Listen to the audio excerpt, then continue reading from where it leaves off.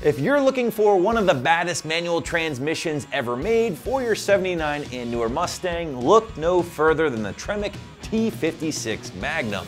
Now, the particular transmission that we are talking about here today, guys, is going to be offered by Ford Performance and will include that shorter 297 first gear ratio, all for right around $3,200. Now, your install, of course, will vary depending on your application, so the site, because of that, is just going to kick it up to a 3 out of 3 wrenches on the difficulty meter and a day or so to get everything in place, depending on your setup.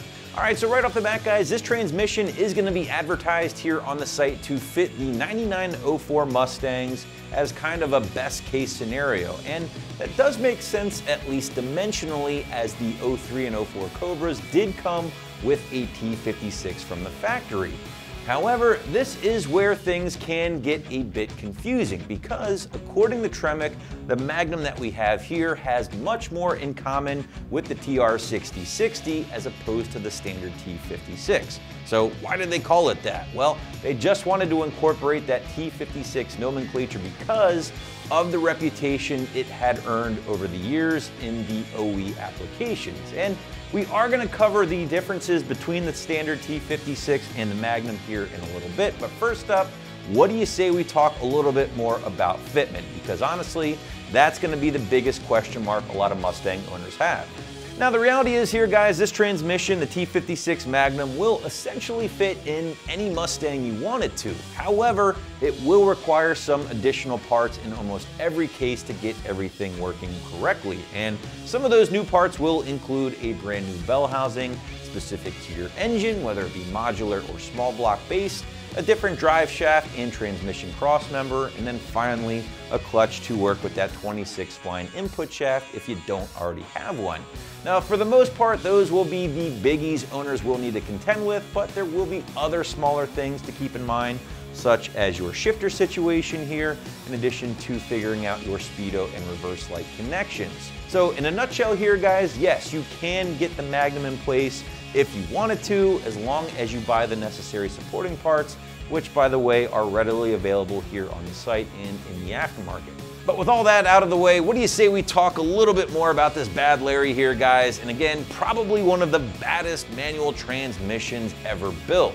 The Magnum is going to be a 6-speed double overdrive transmission with 4th gear being 1-to-1 and will offer a whopping 700 pound-feet torque capacity. The Magnum is going to be extremely tough, as we just mentioned, and will be also very versatile thanks to the multiple shifter locations, along with provisions for both mechanical and electronic speedo connections. Just for the record here, guys, you're looking at a 7-tooth gear for the mechanical side, and the electric speedo rotor is going to offer 12 different positions. But as mentioned earlier, guys, this particular Magnum is going to feature that shorter 297 first gear ratio, which will be rowdy on any all-motor car or maybe any track car out there. But if you're thinking about building a blown or boosted street car, or drag car for that matter, I might recommend the slightly taller 266 first gear ratio option instead, especially if you're planning on making really, really big power.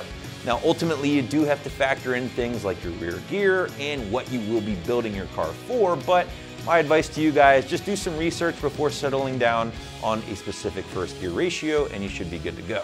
But now that you know a little bit more about what this transmission offers in the way of features, let's quickly talk about what the guts of this thing is all about and how it became such a stout option in the land of manual transmissions. Again, internally, the Magnum here is going to share a lot of similarities with the TR6060.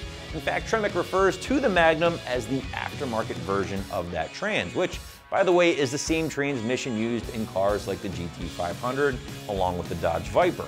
But one big thing that does separate the Magnum here from the standard T56 will be the internal speed gears. Now, the standard T56 is going to be cut from a one-piece forging, whereas the Magnum here and that 6060 do receive a superior two-piece design that in turn is really responsible for upping the torque capacity thanks to the widening of the face of the gears themselves.